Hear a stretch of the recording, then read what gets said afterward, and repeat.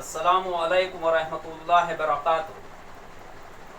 9वीं जमात का अलजबरा का पहला चैप्टर सेट पार्ट 3 मश्क 1.3 हल करने से पहले जिन बच्चों ने हमारे चैनल को सब्सक्राइब नहीं किए हैं तो फ़ौरन सब्सक्राइब कीजिए। चलिए हल करते हैं। अगर ये सेट ए के अरकान हैं, सेट बी के अरकान, सेट सी और सेट डी के अरकान दिए गए हैं। सवाल नंबर पहला दिया गया है, इसमें बताना है कि यह बयान सही है या गलत। सेट सी सेट बी का ज़िम्नी सेट है या नहीं ये बताना। इससे पहले एक मिसाल हम लेंगे। महाराष्ट्र और हिंदुस्तान, महाराष्ट्र और हिंदुस्तान, महाराष्ट्र को हम H से जाहिर करते हैं और हिंदुस्तान को H से। आप जानते हैं कि हिंदुस्तान में महाराष्ट्र, इस सूरत में इसको कैसे लिखा जाएगा? इसे लिखा जाएगा सेट M सेट H का ज़िम्नी सेट, पहले छोटा लिखा जाएगा और बाद में बड़ा हो, यानी हिंदुस्तान में महाराष्ट्र है। तो इस सूरत में ये एग्जाम्पल जो मिसाल ये दिए हैं, सवालात दिए हैं, इनको भी यही तरीके से हल करना है। सेट सी सेट बी का ज़िम्नी सेट है या नहीं ये देखिए। सेट सी के अरकान है बी डी और बी के अरकान है, यहाँ पर बी आपको नहीं दिखाई दे रहा है, डी दिखाई दे रहा है लेकिन बी नहीं है। बी के तमाम सी के तमाम अरकान बी में होना चाहिए लेकिन नहीं है। तो इस सूरत में ये बयान गलत है, ये बयान गलत है।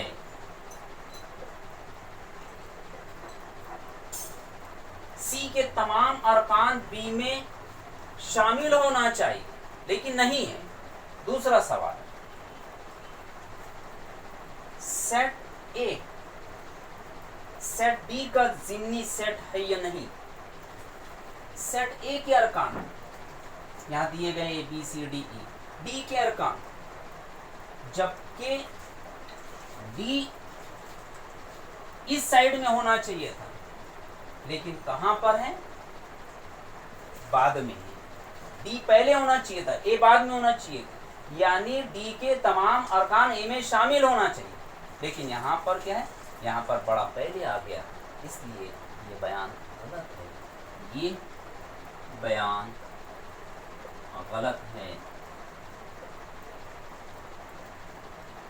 Number 3, set D set B का ज़िम्नी सेट है या नहीं देखेंगे। सेट डी में ए ई और बी में देखिए, बी में ए ई है, ए नहीं है, बी में ए नहीं है। ये बयान गलत है, ये बयान गलत है। सवाल नंबर 4, सेट डी सेट ए का ज़िम्नी सेट है या नहीं ये देखेंगे। ये बयान सही है या गलत। सबसे पहले हम डी की तरफ जाएंगे। डी ए ई और ए में ए के अरकान है, यहाँ पर ए है, ई है। ये बयान सही है, यानी डी के तमाम अरकान ए में शामिल है, इसलिए ये बयान सही है। ये बयान सही है। 5वां सवाल, सेट बी सेट ए। अब इसमें अरकान देखेंगे, सी इसमें है, डी इसमें है, ई भी है, एफ नहीं है। ये बयान गलत है, ये बयान गलत है। सवाल नंबर 6 सेट सी देखेंगे। Set C B D, set A B, यहाँ पर बी है, डी यहाँ पर भी डी है। इसका मतलब ये है तमाम अरकान ए में है, सेट ए में है। ये बयान सही है।